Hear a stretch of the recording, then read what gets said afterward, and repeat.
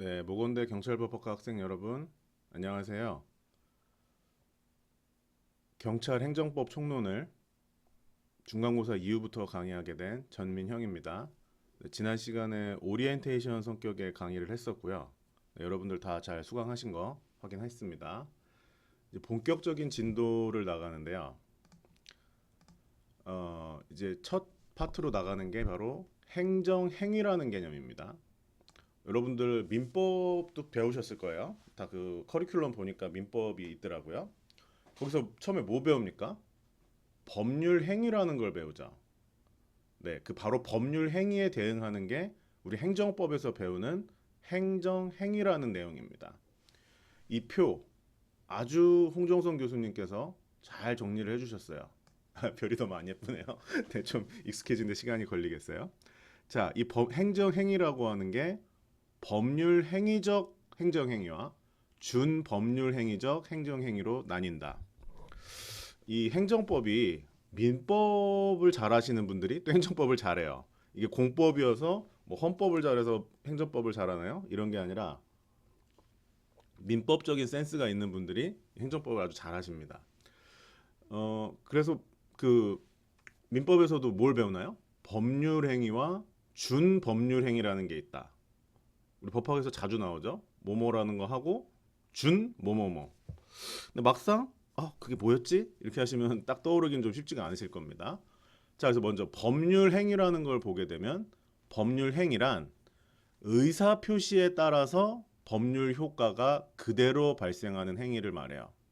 즉, 당사자의 의사 표시에 의해서 직접적으로 법률 관계에 변동이 생기는 걸 의미하는 겁니다. 민법으로 돌아가 보면 예를 들어서 뭐 계약, 해제, 취소, 증여, 매매 이런 것들이죠. 그 당사자 의사 표시대로 법률 관계가 변동이 되고 그에 따라서 효과가 발생한다는 겁니다. 이러려면 어떻게 해야 돼요? 의사 표시가 중심이 되어야 되고 법률 효과는 그에 따른 당사자의 의도에 따라 형성이 되는 겁니다. 네, 행정법이 그렇게 되는 분야를 법률 행위적 행정행위라고 하고 이를 명령적 행위와 형성적 행위로 크게 나눈다. 네, 이 표를 지금 설명하고 계신 겁니다. 네, 명령적 행위, 형성적 행위. 네, 교수님 중요하다고 생각해서 이렇게 진하게 해놓으셨죠. 그 다음에 그래 법률 행위적 행정 행위가 의사 표시에 따라 하는 건 알겠다. 그럼 준 법률 행위는 뭐냐? 의사 표시는 존재하는 겁니다. 그런데 법률 효과는 법률이 정한 대로 발생을 한다. 이래서 준 법률 행위라는 준자를 갖다 붙이는 거죠. 예를 들어서 통지, 민법에서 자주 나오는 최고, 공고, 관념의 통지 이런 내용들이 바로 준법률 행위입니다. 이처럼 법률 효과가 법의 규정에 따라 발생하기 때문에 당사자의 의도와는 관계가 없다는 거. 네, 법이 정해진 그대로 효과가 발생한다는 겁니다. 다시 민법 시간으로 돌아가 보죠. 최고를 하면 어떻게 돼요? 그 기간이 경과한 후에 뭐 이행 지체가 성립한다. 더 이상 해제권을 행사할 수 없다. 최고라는 의사표시는 했지만 그 법적 효과는 민법이 정하고 있는 대로, 즉 이행 지체에서냐, 뭐 해제권 행사에서냐 이런 대로 법이 정해진 대로 이 된다는 겁니다. 네, 이 표 아주 중요해요. 그러니까 이 표 잘 생각을 하시고 한번 또 몇 번 그려도 보시고 이제 그렇게 해보시라는 겁니다. 자, 그래서 이제 첫째로 법률 행위적 행정 행위 중에 명령적 행위를 하는 것입니다. 명령적 행위란 법학은 개념 학문입니다. 그래서 항상 어떻게 시작을 해요? 개념 이런 거부터 먼저 이게 무엇이다, 뭐뭐란 무엇이다 이거를 잡아놓고 시작을 하지 않으면 아무리 뒤에서 요건, 효과, 성질 이런 얘기들을 하려고 해도 계속 그 뒤가 흔들리게 되는 거예요. 그렇기 때문에 항상 모든 법학자들이 개념, 이것을 잡고 들어가려고 한다. 뭐 글쎄요. 의랑 개념을 그러면 어떻게 다른 거예요, 교수님? 이렇게 의문을 갖는 학생도 계실 겁니다. 이제 그런 경우에는 글쎄요. 저는 이렇게 생각을 해요. 개념을 의보다 더 넓은 개념으로 생각을 하고, 즉 의란 딱 아주 좁은 의미에서 뭐뭐는 무엇이다 라는 정도로 하는 거죠. 근데 그 정도만 딱 의를 안다고 해서 우리가 그 개념을 알긴 쉽지 않아요. 그렇기 때문에 그 의를 조금 더 상세하게 이해할 수 있도록 하기 위해서 개념이라는 것이 나오고, 그 개념에 관해서는 뭐 역사적인 게 들어갈 수도 있고, 이게 나오게 된 배경이 들어갈 수도 있고, 그래서 약간 더 넓은 의미로 하는 거. 근데 저는 그렇게 파악을 하고 있습니다. 근데 그 개념과 의를 또 반대로 생각하시는 교수님들도 계세요. 그렇기 때문에 의든 개념이든 그 광협이라고 하는 것은 여러분들이 뭐 그 교과서 쓰신 분의 맥락적인 데서 이분은 의나 개념을 이렇게 보시는구나, 뭐를 더 넓게 보시는구나. 하지만 어쨌든 뭐뭐는 무엇이다라는 것이 딱 개념이 잡혀야 그 후반부에 요건, 성질, 효과 이런 내용들을 다룰 수가 있다는 것입니다. 자, 그래서 여기도 이렇게 나오죠. 명령적 행위란 말한다 또는 뭐뭐이다, 이런 식이 항상 되는 거고, 이런 문장은 여러분들이 상당히 예민한 감각으로 봐야 되는 겁니다. 그래서 이게 다 쓰시는 분들마다 이런 개념적인 거, 의의적인 거는 같은 형식으로 쓰시려고 해요. 대부분의 분들이요. 아마 여기서 뭐뭐란 말한다 이런 식의 것이 계속 반복될 겁니다. 네. 사인이 원래부터 갖고 있던 자연적 자유를 제한하여 일정한 행위를 할 의무를 부과하거나 또는 부과된 의무를 해제하는 행위를 말한다. 네, 저 또는 해서 끊어 읽어야 돼요.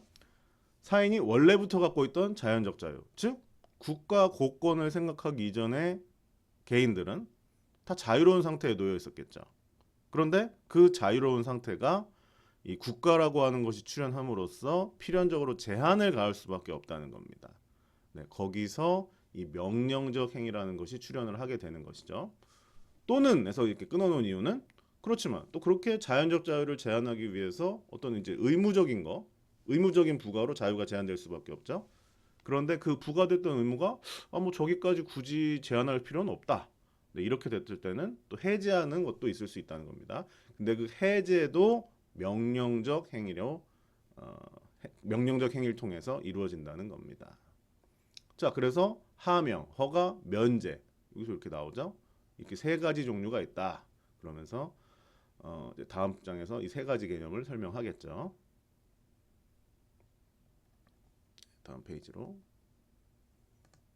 마우스로 바꿔야 넘어가게 됐네요. 네. 네. 자, 그래서 또 이제 개념 시작인 겁니다. 하명이란 말한다. 네. 계속 이 형식이 이제 계속 반복되는 거예요. 하명이란 자귀, 부자귀, 급부, 수인을 명하는 행정 행위를 말한다. 뭐 자귀, 부자귀, 뭐뭐 해라, 뭐뭐 하지 마라. 네. 급부, 무언가를 제공한다는 거. 수인, 무엇을 참아내라. 뭐 이제 그런 얘기들이죠. 자귀 하명은 뭐뭐를 하라. 네, 자귀는 항상 뭐뭐를 하라 그런 겁니다. 네, 자귀 하라. 네, 이제 그게 딱 떠오르시죠? 형법에서 많이 배우셨죠? 자귀, 부자귀. 그리고 이제 부자귀에 의한 살인 사건, 대표적인 게 보람의 병원 사건. 네, 얼마 전에 제가 고려대 법학통론 시간에도 그 판례 한참 설명했네요. 네, 이제 그런 식의 그러니까 행정법이 좀 이래요. 하면은 뭐 독자적인 법리, 막 독자적인 내용이라기보다는 그런 뭐 일단 기본은 민법적인 거에서 많이 가져오고, 거기서 기본적 사상은 그런 헌법을 바탕으로 하는 이 공법적 질서 를 하면서 또 뭐 형법이든 뭐 이제 거기서 내용들도 다 가져오는 겁니다. 그래서 저도 대학생 때 처음 행정법 배울 때 되게 어렵더라고요. 그냥 막 이 얘기 저 얘기가 막 섞여 있으니까 근데 이제 조금 더 공부가 조금 더 고도화되면 될수록 이제 다른 과목들을 배우게 되잖아요. 그러면서 이게 그때 거기서 나온 내용이구나, 여기서 나온 내용이구나, 이런 게 합쳐지면서 네, 조금 종합이 되는 면이 있습니다. 어쨌든 이제 각 개념들을 계속 봐야 된다는 겁니다. 자기 뭐뭐 하라는 것은 처분과 같이 처분, 국민의 권리 의무 관계의 변동을 일으키는 국가 공권력의 행사를 말합니다. 이 처분이라는 게 굉장히 중요하죠. 네. 과 같이 적극적으로 행위를 할 것을 명하는 행정 행위. 부작위는 뭐뭐 하지 말라. 것과 같이 소극적으로 행위를 하지 말 것을 명하는 행정행위이다. 네. 소극적 뭐 이런 표현으로 쓸 수도 있겠죠.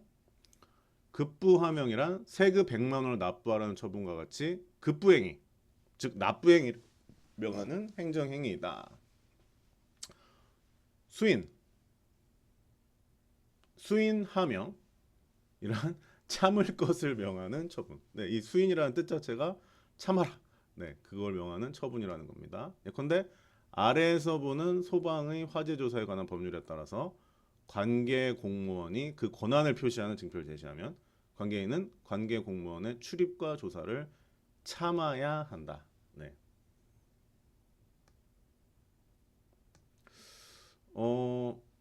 제가 아직 그 반대편님께 여쭙질 못했네요. 중간고사를 어떤 형식으로 보았느냐.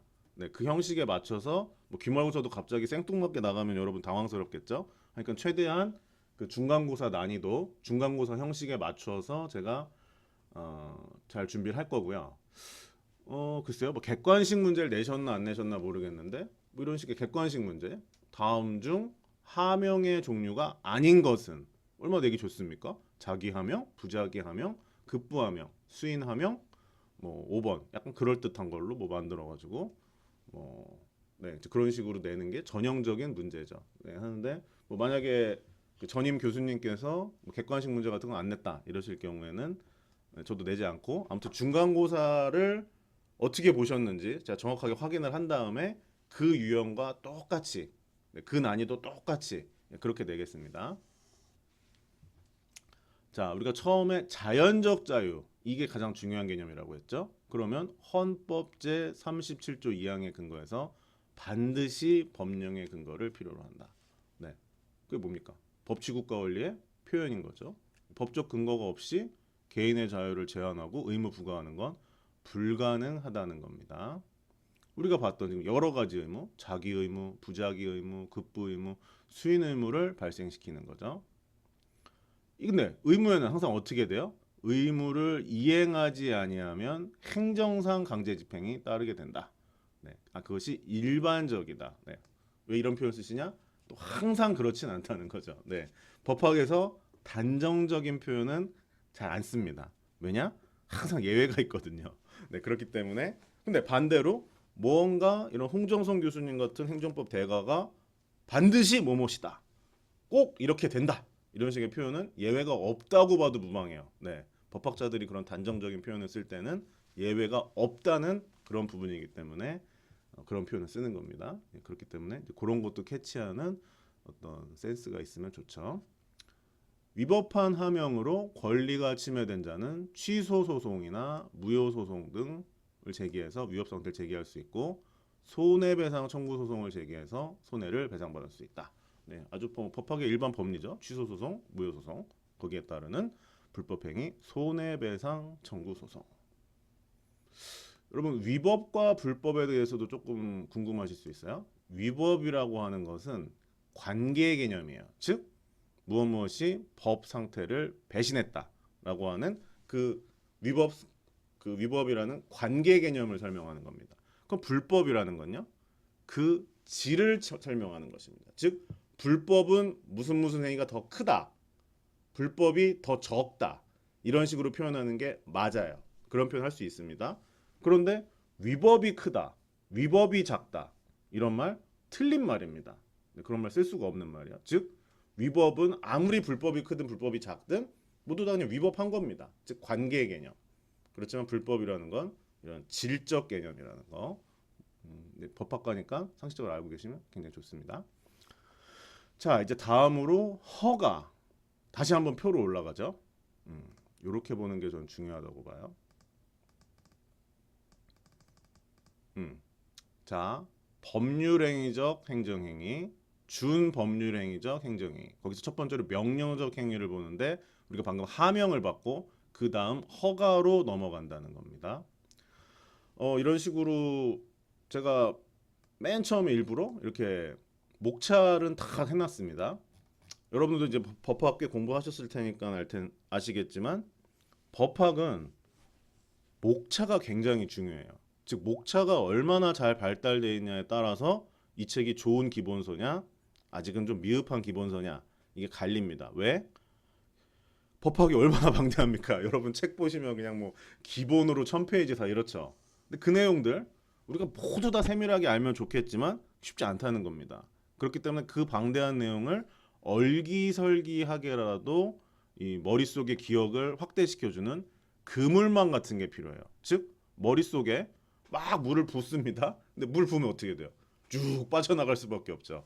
근데 그 속에서 빠져나가는 걸 조금이라도 늦추는 게 바로 이런 목차라는 겁니다. 내 머릿속에 얼기설기하지만 그 목차라도 정확하게 들어가 있으면 이 방대한 내용들이 그 목차로부터 발전을 해서 이제 더 많이 오랫동안 기억이 나게 되는 거예요. 네, 그래서 뭔가 여러분들이 공부를 많이 이제 공부할수록 그렇게 됩니다. 공부가 진행될수록 아, 나 여기 지금 어디서 뭐 공부하는 거지? 이렇게 되는 경우가 많아요. 즉 지도를 봤을 때 길을 잃는 거죠. 근데 너무 당연한 거고 뭐 빈번한 일입니다. 그렇기 때문에 여러분들이 아, 내가 지금 어디서 뭘 배우는 거지? 이런 생각이 들 때는 항상 목차로 돌아가든지 아니면 아까 그 중간에 있는 표 같은 부분으로 돌아가서 아, 여기에 여기를 얘기하는구나. 요걸 찍는 게 굉장히 중요한 겁니다. 네, 그래서 지금 명령적 행위의 두 번째로서 허가를 보려고 한다는 거. 네. 자, 여기서도 목차가 중요해요. 허가, 허가 이렇게 돼 있는데 의의, 네, 이렇게 딱 하죠. 역시 홍정선 교수님도 이렇게 의의를 이렇게 말하는 것입니다. 개념이라는 표현이 아니라 의의, 뭐뭐는 뭐뭐다. 딱 이렇게 말씀하시려고 하는 거죠. 자, 그래서 여기에는 의의 상대적인 금지 해제와 위험 방지가 있다. 이거 자, 그러니까 요거를 같은 레벨로 놓고 설명을 하겠다. 이거를 알아야 허가의 의의를 이해할 수가 있다. 그렇게 역으로 목차를 통해서 또 이해를 하시는 거죠. 자, 상대적 금지 해제, 허가에선 이게 무슨 말일까? 도로교통법은 도로상에서 아무나 마음대로 운전하는 것을 금지하고 있다. 그렇죠? 운전을 하고자 하면 면허 시험에 합격한 후 운전면허를 받아야 된다. 이와 같이 법령에 의해서 개인의 자연적 자유, 여기도 자연적 자유가 나오죠. 이게 중요한 말입니다. 그게 뭐겠어요? 운전의 자유, 즉 뭐 어린이든 뭐 몸이 불편하든 노인이든 누구든 이런 자연적 자유, 운전의 자유를 누리고 있다는 겁니다. 그런데 이 운전 면허를 받아야만 운전을 할 수 있기 때문에 제한되고 있다는 거죠. 그게 이 제한을 해제해서 본래의 자연적 자유를 적법하게 행사할 수 있도록 해주는 것이 바로 운전 면허를 허가한다는 행정행위다. 이게 허가라는 거예요. 네, 바로 이 관념입니다. 원래 자유롭지만 거기에 대해서 이 운전 면허를 통해서 제한을 하고 있고 그 제한을 운전 면허라는 걸 통해서 풀어준다. 네, 그래서 적법하게 행사할 수 있도록 해준다. 본래의 자연적 자유를요. 네, 그게 바로 허가의 개념입니다. 자, 그런데 이제 왜 상대적인 금지 해제라는 게 나왔냐? 이게 나오는 거예요. 반면에 인신매매라는 건 반인륜적인 것이어서 절대적으로 금지되어야 하는 것이기 때문에 뭐 이걸 허가해 줄 수 있는 거 그거는 애초에 반인륜적인 것이어서 국가가 허가하고 말고 할 게 없다는 거죠. 그래서 인신매매 허가라는 건 애초에 있을 수가 없다. 그렇기 때문에 절대적 금지는 애초에 허가 대상이 아니며 허가는 상대적 금지, 즉 이런 운전의 자유 같은 데서만 가능한 것이다. 네. 제가 이 밑줄 이렇게 썩 예쁘게 그치 못하고 있는데 이렇게 힘을 주면 예쁘게 거지네요. 조금 느낌이 오네요. 이렇게 대상이 되지 않는다. 여기는 밑줄이 아니고요. 제가 지금 이런 밑줄 친 부분들 나름대로 중요한 키워드입니다. 또 이 법학이 워낙 분량이 많다 보니까 어떻게 해야 돼요? 처음에 보실 땐 다 쭉 읽을 수밖에 없죠. 그런데 읽으면서 어떻게 해야 됩니까? 요게 키워드구나. 요게 중요한 단어구나. 요런 식의 밑줄을 치는 스킬, 법학 공부는 굉장히 중요합니다. 그래서 뭐 옛날 고시생이든 뭐 지금 변시생이든 아니면 여러분처럼 뭐 순경공채, 경희공채 마음에 두시고 계신 분들 뭐가 필수품이에요? 샤프와 자가 필수품입니다. 왜냐? 보세요. 이렇게 벌써 줄이 예쁘게 좀 그어져야 다음에 보고 싶지. 이렇게 삐뚤빼뚤하게 그어져 있으면 보고 싶지가 않단 말이에요. 그러니까 최대한 좀 예쁘게 딱 중요한 것만 딱딱딱 줄을 그어놓고 그 중에서도 중요한 거에 형광펜 칠하는 거. 네, 딱 그게 정말 키워드다. 그래서 어떻게 해야 돼요? 시험 막판 이거 어떻게 다 봅니까? 이 방대한 분량 밑줄 친 부분에서도 내가 핵심적이라고 했던 부분 그리고 내가 객관식 풀면서 자꾸 틀렸던 부분 그 틀렸던 부분 다시 교과서로 돌아가서 아니면 교과서는 아니더라도 기본서로 돌아가서 확인을 하셔야겠죠. 이제 그런 걸 확인할 때 뭐 내가 기출 문제에서 틀린 거는 초록색으로 별표를 쳐놓겠다. 아니면 내가 모의고사 틀린 거는 뭐 이렇게 짝대기를 그어놓겠다. 이런 식의 나만의 기호와 색깔을 구별하는 거죠. 그러면서 기출 문제 같은 경우는 내가 항상 초록색으로 표시를 하겠다. 왜? 치읓. 네, 기출의 치읓, 초록색의 초록. 그게 딱 뭔가 직관적으로 인식적으로 좀 연결이 되잖아요. 네, 그런 방법들, 인지적인 방법 뭐든지 동원을 해야 된다는 겁니다. 네, 그래야지 이 방대한 분량을 정복할 수가 있어요. 자, 근데 왜 이런 허가를 하느냐? 도로교통법이 도로상에서 아무나 마음대로 운전하는 걸 금지하는 것은 도로의 위험을 방지하기 위한 것이다. 그리고 또 다른 예, 식품위생법이 아무나 마음대로 음식점 운영하는 걸 금지하는 것은 식품위생상 위험을 방지하기 위한 것이다. 이게 핵심이네요. 따라서 허가는 위험의 방지를 목적으로 금지하였던 바를 해지하는 행위인 예방적 금지 행위이다. 네. 이게 핵심인 거죠. 네. 허가는 위험 방지를 목적으로 하는 예방적 금지 해제이다. 학문상 위험 방지 작용을 경찰이라 부르는 바 경찰 허가로 불리기도 한다. 네, 여러분 관련되는 거예요. 네. 자, 이게 핵심이고요. 종류. 뭐 대인적 허가, 대물적 허가, 혼합적 허가로 구분된다. 네. 거기까지만 아시면 되겠어요. 자, 왜 그러느냐? 자, 보세요. 이 법학이라고 하는 것이 기본적으로 이 개념상이라는 걸 굉장히 많이 활용을 해요. 대인, 대물, 뭡니까? 인, 사람인, 물건, 물. 네. 사람과 물건. 일종의 개념상, 대립상입니다. 네.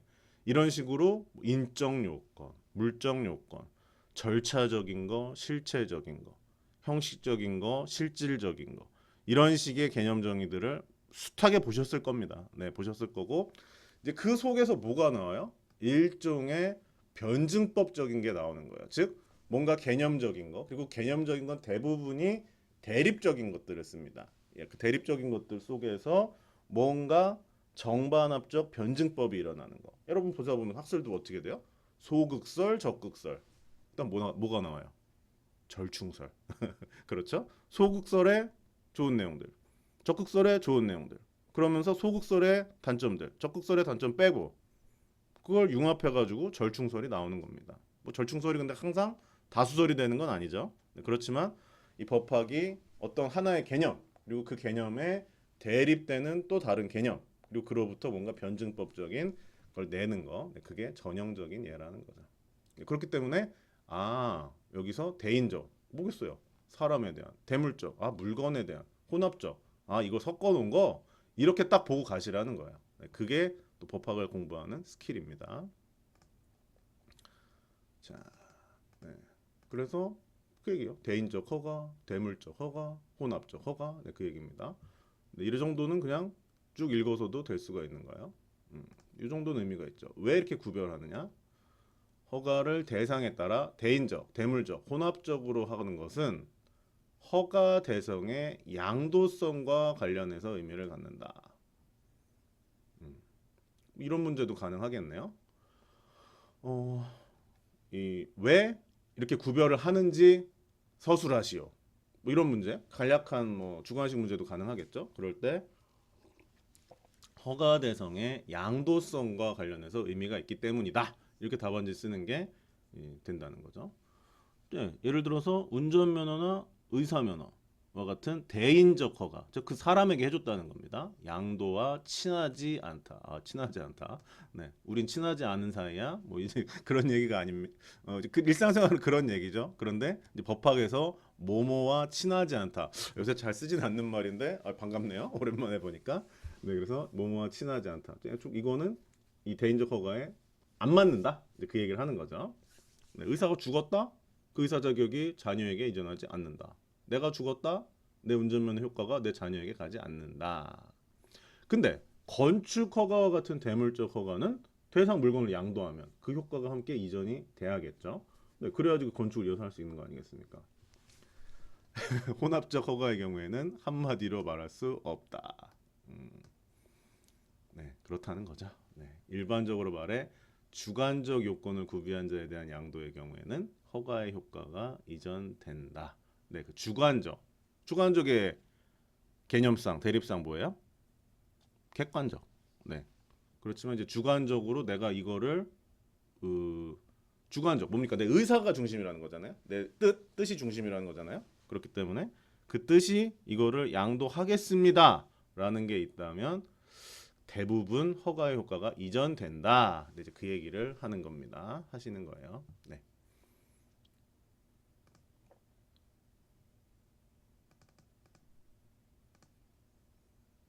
기속행위와 재량행위. 자, 여기도 보세요. 어떻게 돼요? 이 개념상 대립상이 이루어진다는 겁니다. 재량 나오면 기속 이렇게 돼야 되는 거죠. 그리고 또 행정법에서 중요한 건 뭡니까? 재량이 언제 기속행위로 전환이 되느냐. 즉 재량행위가 수축을 통해서 언제 기속적인 것으로 되시냐. 재량의 0으로의 수축 수없이 들으셨죠? 네, 그게 언제 본래 재량이 기속으로 전환이 되느냐 그 얘기입니다. 혹시 안 들어보셨을 수도 있겠네요. 그렇지만 그 재량의 0으로의 수축이라는 거 행정법에서 계속 반복되는 것이고 거기가 이제 재량이 언제 기속적 성격으로 바뀌느냐. 네. 기본적으로 개별 법령이 정하는 대로 한다. 네. 개별 법령에 돼 있다는 겁니다. 어떻게 돼요? 뭐뭐 해야 한다. 뭐뭐 할 수 있다. 대표적이죠. 네. 근데 이제 불분명할 때 어떻게 되냐? 해석 문제가 된다는 거죠. 기본적으로 누가? 판사가. 네. 판사가 구체적인 사건에서 해석 문제에서 이건 재량이네요. 이건 기속이네요. 이렇게 한다는 거죠. 그런데 근데 이제 판사도 갑자기 자기가 다 합니까? 아무리 법 전문가지만 그렇기 때문에 이제 저희 같은 법학자들이 미리 어떤 쟁점이나 어떤 문제에 관해서 이런 것들을 논문을 통해서 발제문을 통해서 해놓는다는 거죠. 그러면 구체적 사건이 났을 때 판사님들이 그걸 쭉 보시고 이 사람 말이 좀 되네. 이 사람 헛소리 하고 있네. 이제 이렇게 하면서 거기서 이제 타당한 얘기들을 가지고 그게 판례에 녹아 들어가서 이제 그러니까 재량이 언제 기속이 되는지, 기속과 재량을 해석상 어떻게 구별을 해야 되는지 그런 것들이 영향을 미친다는 겁니다. 네.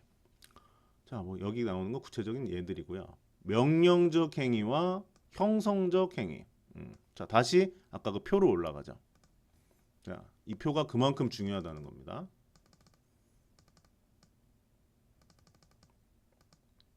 네.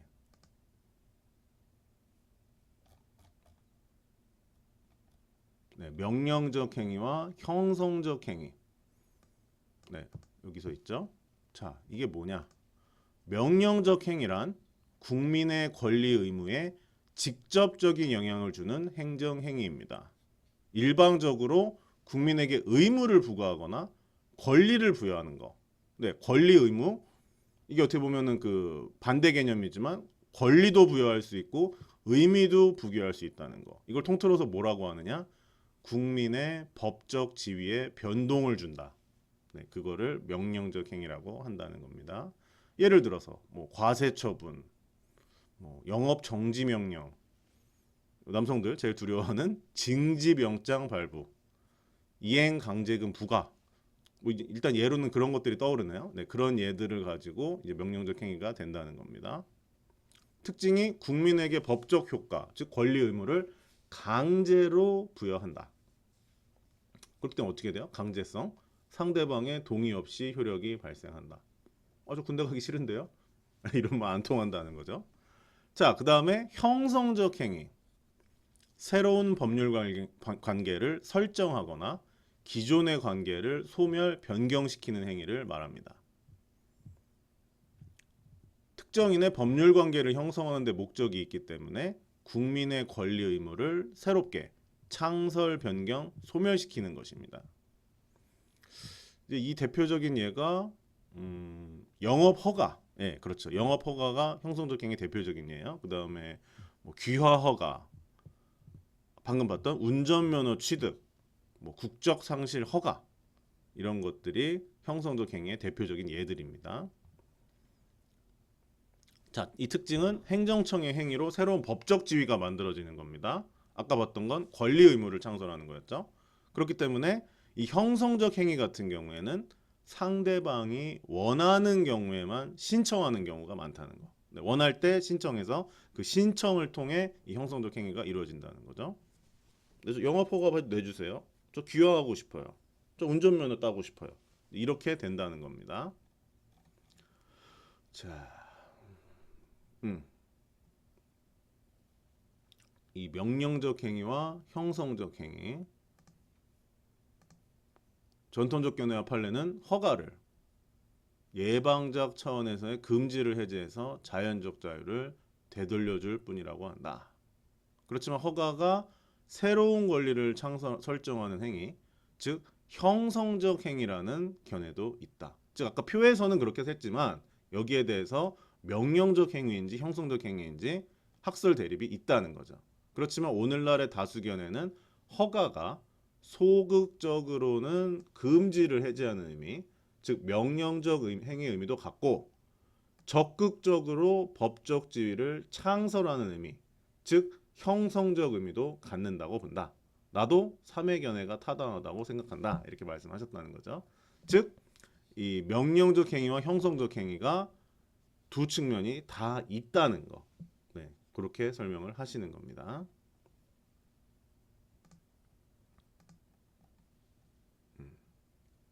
정말 기본서 잘 쓰셨네요.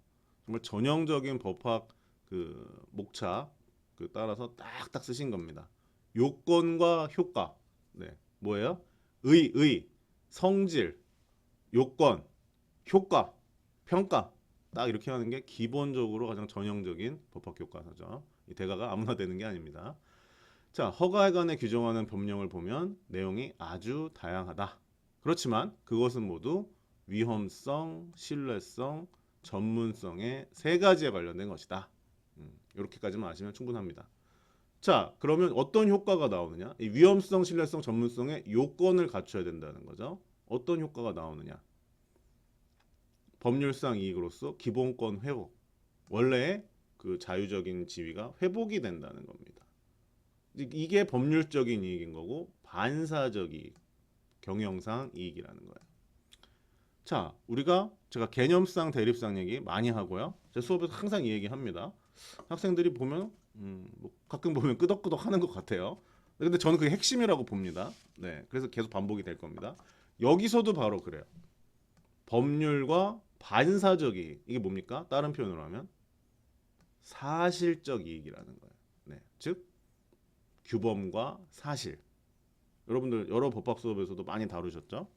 즉 우리가 법학이라고 하는 규범학에서 관심을 갖는 것은 바로 이 규범, 이 규범이 갖는 힘, 이것이 어떤 힘을 갖고 어떤 원동력을 일으키며 그 원동력의 근원이 뭐냐, 그걸 자꾸 설명을 하는 거예요. 그게 핵심입니다. 그렇기 때문에 이런 사실적인 것들은 아무리 이 사실적인 힘이 크다고 하더라도 규범이라고 하는 영역에 영향을 미치지 못합니다. 이게 바로 규범과 사실을 엄격하게 구별하는 또 법학의 기본적 관점이죠. 그렇기 때문에 뭔가 법적인 이야기를 한다. 그 법적인 얘기를 하는데 이제 관련된 것으로 사실적인 것이 있을 수도 있고 그 사실적인 것을 참고해서 규범적인 걸 정할 수도 있습니다. 그러나 그 사실이 곧바로 규범 영역에 침범할 수는 없다는 거죠. 네. 어려운 얘기입니다. 어려운 얘기지만 이런 기본 관점이 그렇구나라는 걸 보고 이 법학 공부를 계속 하셔야 되는 거죠. 경찰 법학과잖아요. 여러분 법대생인 겁니다. 기본적으로. 네. 허가를 해준 그럼 어떻게 돼요? 피허가자는 자유를 회복한다. 네. 이것은 제한된 기본권의 회복을 의미한다. 기본권 회복은 헌법에서 보장하는 이익의 회복이므로 당연히 법률상 이익이다. 즉 헌법도 법률입니다. 최상위 법률이죠. 법, 헌, 법 중에 법이다. 네, 그런 뜻이에요. 따라서 허가 요건을 정당하게 구비했어요. 앞에서 말했던 위험성, 신뢰성, 전문성 다 갖췄습니다. 그런데 이 허가 신청을 만약 거부했다? 그렇다면 법률상 이익에 대한 위법한 침해, 그 침해 어떻게 구제받아야 되겠습니까? 취소 소송의 대상이 될 수 있다. 네, 그 얘기입니다. 한편 허가는 금지를 해제하여 피허가자로 하여금 어떤 행위를 할 수 있는 가능성을 부여할 뿐 그 행위와 관련된 이익을 법적으로 보장하는 건 아니다. 이게 중요한 거죠. 허가로 인해 경영상 이익을 얻는다면 그것은 반사적 이익이지 법적으로 보호되는 이익이 아니다. 네, 그걸 알고 계시면 됩니다. 무허가 행위, 허가를 받은 후에 할 수 있는 행위를 허가를 받지 아니하고 행하는 거. 네. 신고와 비교. 밑줄도 가급적이면 여기까지만 주세요. 밑줄도 최소화해야 되는 겁니다. 그래야지 여러분들이 중요한 것만 쭉 보시겠죠. 그러면은 여기서 행하면 여기까지 치는 것도 어떻게 보면 두자 손해 보는 거라는 겁니다. 그렇기 때문에 가급적 어떻게 이 밑줄도 최소화할 것인가. 네, 그것도 전술 전략적으로 잘 하셔야 되는 겁니다. 자, 신고와 비교. 네, 이 부분은 패스하죠. 네, 신고와 비교. 지금 일단 그 자체의 개념을 잡으시라는 겁니다. 네, 수리를 요하는 신고와 비교, 예외적 승인과 비교. 네, 이런 뭔가 비교하면 개념이 더 잡히기는 해요. 그렇지만 여러분 지금 처음 행정법 공부하시죠? 그렇기 때문에 뭐뭐란 무엇이다. 네, 이게 딱 될 수 있을 정도로 지금 허가, 이제 이 내용들의 허가란 뭐뭐다. 이제 그 정도를 보시라는 거고, 이 교과서도 꽤 분량이 방대하네요. 그런데 이제 전반부 하셨던 분은 그렇기 때문에 이거를 아주 핵심적인 내용 잘 정리해 주시고 기출 문제를 가지고 확인할 수 있게 아주 정말 열심히 해주신 게 느껴지더라고요. 그런데 제가 오리엔테이션에 말씀드렸지만 지금 제가 총 26학점 강의를 하고 있습니다. 여러분들 강의까지요. 그렇게까지는 조금 어렵다는 말씀 드리고, 그래서 2학기에 조금 더 제가 더 정성을 들여서 준비하는 걸로 하도록 하고, 이번 학기는 이렇게 교과서 위주로 나간다. 그렇지만 제가 이렇게 밑줄 쳐드리는 부분, 중요하다고 말하는 부분, 그게 포인트예요. 그리고 거기서만 기말고사가 나옵니다. 네, 그렇기 때문에 이제 그런 식으로 여러분 부담을 좀 줄어드리겠다. 그리고 너무 다른 것과 뭐 비교하거나 뭐 너무 이 디테일한 부분들은 과감히 넘어가겠다. 교과서 다 그렇게 보게 되면 여러분 오히려 더 헷갈립니다. 네. 자, 이제 면제라는 개념으로 넘어가네요. 자, 다시 한번 표로 올라가죠. 네, 계속 이걸 반복합시다. 면제의 위치가 어디냐, 그걸 보자는 거예요. 면제. 우리 아직도 지금 명령적 행위하고 있네요. 명령적 행위에서 하명, 허가, 면제. 네, 지금 이걸 공부한다는 겁니다. 자, 가보자. 면제란 말한다. 계속 반복되죠. 자기 의무, 수인 의무, 급부 의무를 특정한 경우에 해제해 주는 거. 특정한 경우. 이게 키워드입니다. 그럼 이게 언제 특정한 경우인지 이제 그걸 봐야겠죠. 자기 의무 면제로 공작물 철거 의무 면제를 볼 수 있고, 공작물 철거 의무 하지 마라. 수인 의무 면제로 세무조사를 면제하는 거. 급부 의무 면제로 공립학교 학생에 대한 등록금 납부 의무 면제를 예로 들 수 있다. 의무 해제라는 점에서 면제는 허가와 같으나 허가의 경우는 그 대상이 부작위 의무라는 점이 다를 뿐이다. 허가의 경우는 그 대상이 부작위 의무에만 하는 거구나. 그럼 여기는 자기도 포함을 하겠다는 거죠. 네, 그 차이가 중요하다는 겁니다.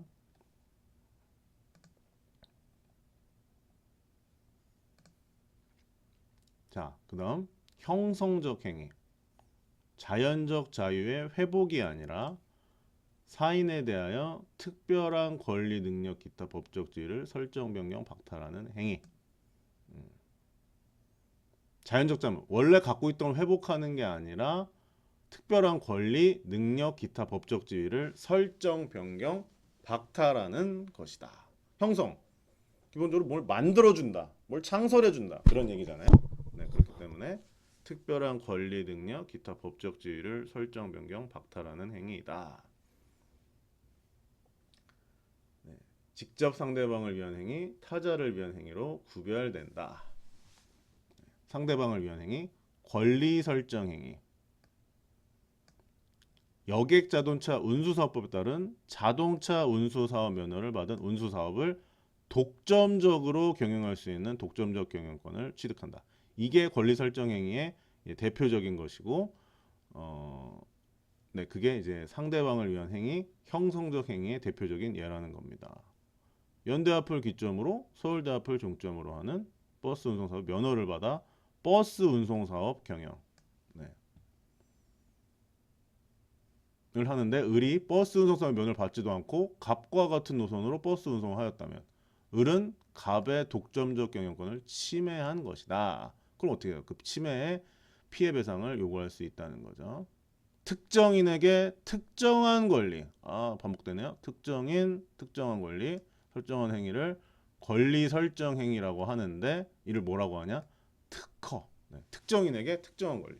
지금 이 버스 회사한테 연대에서 서울대까지 운영할 수 있는 특정한 운송권을 설정해 줬잖아요. 그게 그래서 특허라고 하는 겁니다.